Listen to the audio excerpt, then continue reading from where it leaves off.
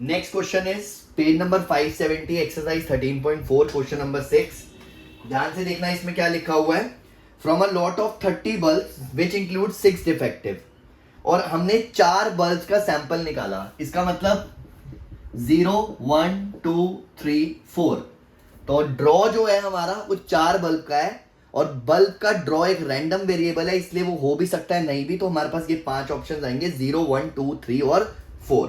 उसने बोला what is the probability distribution of defective bulbs. अब 6 डिफेक्टिव थे तो हमने P ले लिया सक्सेस यानी कि डिफेक्टिव बल्ब्स, तो वो 6 थे, टोटल 30 यानी कि 1/5। और नॉन डिफेक्टिव बल्ब जो होंगे वो फेलियर ले लिया, नॉन डिफेक्टिव, तो वो हो गया 4/5। तो अब हमें निकालनी है 0 सक्सेस, तो Q into Q into Q. एक सक्सेस, तो एक सक्सेस हो सकता है फर्स्ट वाले में हो, ये 4 आएंगे sorry, Q into Q into Q. पहले वाले में सक्सेस मिली, दूसरे में सक्सेस मिली, तीसरे में सक्सेस मिली, और लास्ट चौथे में सक्सेस मिली। 4 ऑप्शंस होंगे, 2 सक्सेस मिली हैं फर्स्ट और सेकंड में, फर्स्ट और सेकंड में, बाकी 2 में नहीं मिली। ऑर्डर वाइज चलेंगे, फर्स्ट और थर्ड में, फर्स्ट और फोर्थ में, फर्स्ट और फोर्थ में। उसके बाद सेकंड और थर्ड में, सेकंड और थर्ड में सक्सेस मिली, सेकंड और फोर्थ में सक्सेस मिली, सेकंड और फोर्थ में सक्सेस मिली, और लास्ट थर्ड और फोर्थ में सक्सेस मिली। देख लो 2 सक्सेस है सारी सिचुएशंस में। 3 सक्सेस मिली, फिर से ऑर्डर वाइज, पहले 3 में मिली, एड फर्स्ट में मिली, सेकंड में मिली और फोर्थ में मिली, फर्स्ट में मिली, थर्ड में मिली और फोर्थ में मिली सक्सेस, और लास्ट में सेकंड में मिली, थर्ड में मिली और फोर्थ में मिली। उसके बाद probability x is equal to 4, चारों सक्सेस है, ये चारों सक्सेस हमने ले ली, तो ये आगे चारों सक्सेस। P और Q की वैल्यूज रिप्लेस करके डिस्ट्रीब्यूशन टेबल बना लेना, दैट्स इट, और कुछ नहीं है इसमें। क्वेश्चन नंबर 9 पे आते हैं। क्वेश्चन नंबर 9 पर ध्यान से देखना, दिस इज क्वेश्चन नंबर 9, इसी एक्सरसाइज का क्वेश्चन नंबर 9। उसमें लिखा हुआ है the random variable x as a probability distribution, और हमें px इस तरह से दिया हुआ है, k 2k 3k और 0 when x is equal to 0, when x is equal to 1, when x is equal to 2, otherwise। तो 0 वाला केस तो हमें लेने की जरूरत ही नहीं है, हम बाकियों की देखते हैं। Find the value of k सबसे पहले लिखा है, तो डिस्ट्रीब्यूशन टेबल देख लो, x px 0 है, 1 है, 2 है, बस ये 3 ही ऑप्शन दिए हुए हैं। 0 है, 1 है और 2 है। 0 पर 0 है, 0 पर k है सॉरी, 1 पे 2k और इस पे 3k, और मैंने बताया था तीनों का सम जो होता है वो 1 होता है। तो k plus 2k plus 3k is equal to 1, 6k is equal to 1, k की वैल्यू आ गई 1/6। अब जो बोलेगा वो निकाल लेंगे।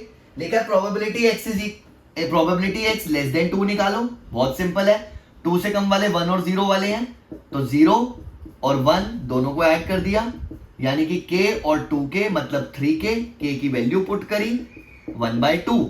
अगले पार्ट में बोला हुआ है लेस देन इक्वल टू 2 निकालो, तो सारे आ जाएंगे विच इज 1, इन तीनों को ऐड करना है, तो probability x less than equal to 2 में 0 वाले भी हो जाएंगे, 1 वाले भी, 2 वाले भी, यानी कि टोटल करेंगे तो 1 ही आएगा। उसके बाद बोला हुआ है ग्रेटर देन इक्वल टू 0 निकालो, ग्रेटर देन इक्वल टू 2 निकालो, तो इसमें सिर्फ 2 वाले आएंगे, 2 वाले, और वो कितने हैं 3k, और k की वैल्यू डालेंगे 1/6, तो ये आ जाएगा 1/2। तो इस टाइप के क्वेश्चंस भी एग्जाम में आ सकते हैं, कुछ भी निकालने के लिए। मीन वेरिएंस स्टैंडर्ड डेविएशन आपके कोर्स में नहीं है, तो मैं उसको डिस्कस भी नहीं कर रहा, ठीक है। आगे बढ़ते हैं, बाइनोमियल थ्योरम भी कोर्स में नहीं है, उसको भी छोड़ देते हैं। नेक्स्ट इंपॉर्टेंट एग्जांपल जो मैंने बता रखा है वो है एग्जांपल नंबर 36, बहुत इंपॉर्टेंट है, ध्यान रखना। एग्जांपल नंबर 36, एग्जांपल नंबर 36, ये हमने क्वेश्चन नंबर 9 किया था 13.4 का। अब example number 36, page number 581, page number 581, example number 36 important है, ध्यान से देखना। इसमें लिखा है ए और बी ने डाई थ्रो किया ऑल्टरनेटिवली, जब किसी का 6 आएगा गेम खत्म, दोनों में से किसी का भी 6 आ जाएगा, गेम फिनिश हो जाएगी। अगर ए पहले स्टार्ट करता है तो दोनों के जीतने की प्रोबेबिलिटी बताओ। तो देखो 6 का आना 1/6 होता है प्रोबेबिलिटी, और नॉट अ 6 सबको पता है 5/6 होता है। अगर ए ने स्टार्ट किया, A is winning in first throw 1/6, उसने फेंका और आ गया, तो विन यानी कि 6 आने की प्रोबेबिलिटी उसको मिल गई।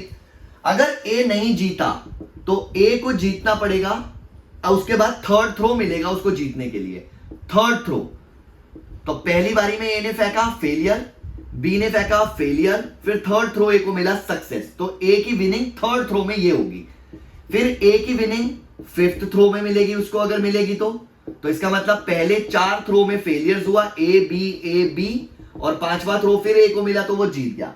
तो इस तरह से अगर मैं ए के जीतने की प्रोबेबिलिटी निकालूं, probability of A is winning, ये सबकी प्रोबेबिलिटीज कैलकुलेट कर रहे हैं हम, प्रोबेबिलिटीज, तो वो क्या होगी, सारे केसेस को ऐड कर दो। 5/6 का स्क्वायर इंटू 1/6, 5/6 की power 4 into 1/6, and so on till infinity. ये एक जीपी बन रहा है, साफ साफ दिख रहा है, where a is equal to 1/6 और r इज इक्वल टू 5/6 का स्क्वायर, और सम ऑफ जीपी टिल इंफिनिटी होता है a अपॉन 1 माइनस r, तो 1/6 डिवाइडेड बाय 1 माइनस 25/36, 1 माइनस 25/36, 1/6, ये आ जाएगा 11/36, ये कट गया 6 पर, 6/11 a के जीतने की प्रोबेबिलिटी, ये a के जीतने की। तो अगर मुझे b के जीतने की निकालनी है तो वो 1 में से माइनस कर देता हूं, b इज विनिंग, तो 1 माइनस 6/11 विच इज 5/11। तो ये हमारा example number 36 which is again very very important. इसके बाद जो मैंने मार्क कराया है वो नेक्स्ट एग्जांपल है, एग्जांपल नंबर 37, पेज नंबर 582 पर, 582 पर 37th एग्जांपल।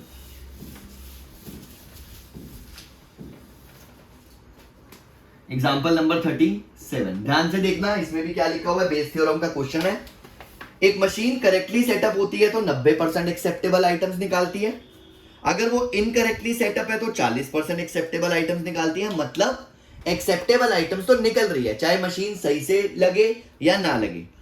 पास्ट एक्सपीरियंस से पता चला 80% सेटअप्स करेक्टली होते हैं। अगर आफ्टर अ सर्टेन एक मशीन ने 2 एक्सेप्टेबल आइटम्स निकाली, तो बताओ कि उसका क्या प्रोबेबिलिटी है कि मशीन को करेक्टली सेटअप किया गया। फिर से 2 ऑप्शंस, ई का मतलब हो गया करेक्टली सेटअप, और एफ का मतलब हो गया इनकरेक्टली सेटअप,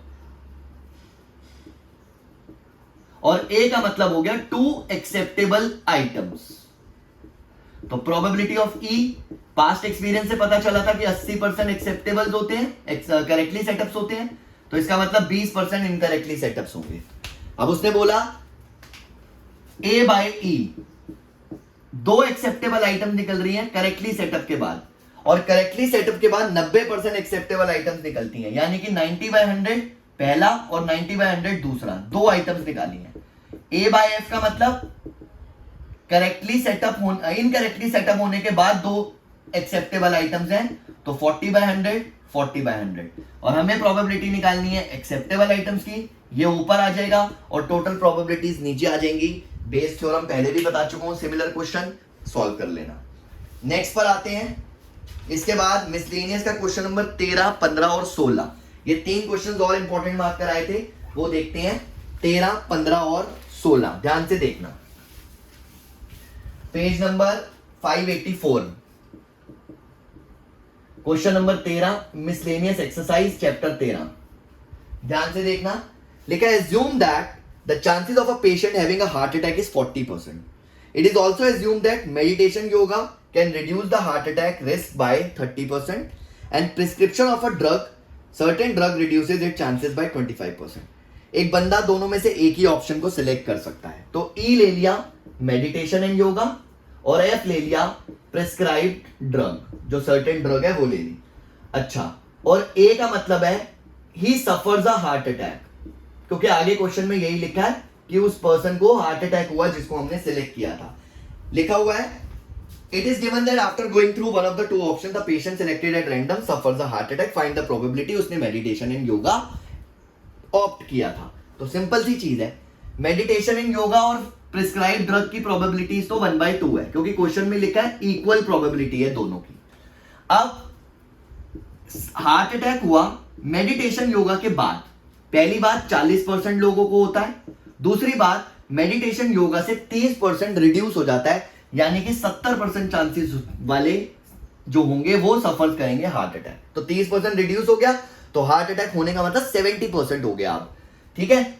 ऐसे ही प्रोबेबिलिटी A/F लेंगे, 40% लोग थे जिनको हार्ट प्रॉब्लम थी, जो हार्ट अटैक सफर कर रहे थे।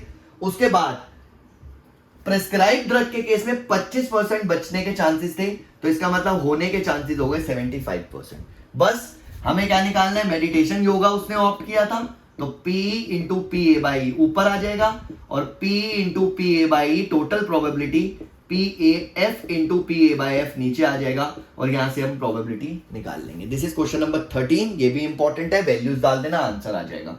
उसके बाद है 15th क्वेश्चन इसी एक्सरसाइज का। एक इलेक्ट्रॉनिक असेंबली के बाद दो सब सिस्टम्स हैं A और B।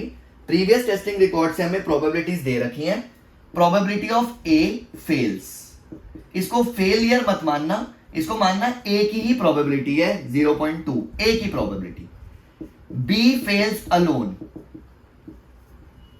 इसकी प्रोबेबिलिटी है 0.15 और probability A and B fail, इसकी प्रोबेबिलिटी 0.15।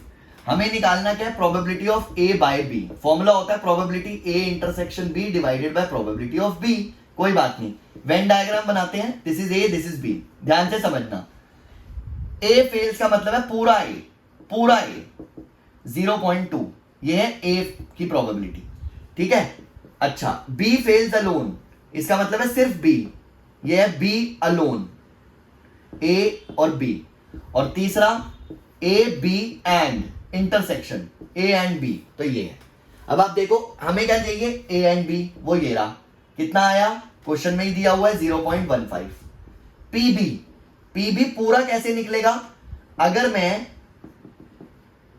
B अलोन में इंटरसेक्शन ऐड कर दूं, ये इंटरसेक्शन, तो पूरा हो जाएगा। तो मैंने क्या किया, अलोन वाला कितना था 0.15, उसमें इंटरसेक्शन ऐड करा 0.30, वो नीचे लिखा 1/2 आंसर। अब अगर मैं क्वेश्चन में पूछता A फेल्स अलोन बताओ, तो आप लोग खुद बता देते कि पूरे A में से इंटरसेक्शन माइनस कर दो। पूरा A कितना दिया हुआ है हमारे को 0.2 और इंटरसेक्शन 0.15, तो 0.05, ये आ गया हमारा question number 15। Clear. Last question है हमारा question number 16 which is very very important, ध्यान रखना, ये भी क्वेश्चन आ सकता है एग्जाम में। लास्ट क्वेश्चन नंबर 16 इसी पेज पे दिया हुआ है, पेज नंबर 584 पर, पेज नंबर 584 क्वेश्चन नंबर 16। इसमें लिखा है एक बैग में 3 रेड, बैग 1 3 रेड और 4 ब्लैक बॉल्स हैं और बैग 2 में 4 रेड और 5 ब्लैक बॉल्स हैं। हमने एक बॉल ट्रांसफर करी और उसके बाद हमने एक बॉल सेकेंड बैग में से निकाली and it is found to be red. लिखा हुआ है 1 ball is transferred from bag 1 to 2 and then ball is drawn from bag 2 and it is found to be red. Find the probability transferred ball black है। तो let E ले लिया transferred ball black है, F ले लिया transferred ball red है और A ले लिया red ball drawn from bag 2। Simple है। E ब्लैक बॉल का ट्रांसफर 4/7, F रेड बॉल का ट्रांसफर 3/7। A/E रेड बॉल जब ब्लैक ट्रांसफर करी थी, तो जब हमने ब्लैक ट्रांसफर करी होंगी तो ब्लैक हो गई होंगी 6 और रेड रही होंगी 4, तो 4/10। ध्यान से दोबारा, ब्लैक ट्रांसफर करी तो ब्लैक हमारी हो गई है 6 और रेड हमारी 4 है और रेड निकालने की प्रोबेबिलिटी होगी 4/10, टोटल 10 हो गई। प्रोबेबिलिटी A/F, हमने रेड ट्रांसफर करी है तो रेड हो गई 5, रेड ही निकालनी है और टोटल हो गई 10, तो ये हो गया A/F।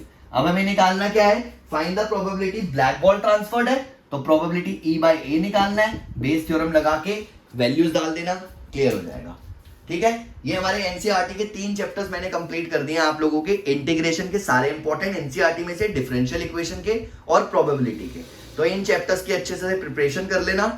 मैक्सिमम क्वेश्चंस वही हैं जो प्रीवियस ईयर बोर्ड्स में आए हुए हैं और इंपॉर्टेंट है और आगे भी आ सकते हैं, तो अच्छे से प्रैक्टिस कर लेना। बाकी कोई फिर भी डाउट होगा तो आगे देख लेंगे। क्लियर?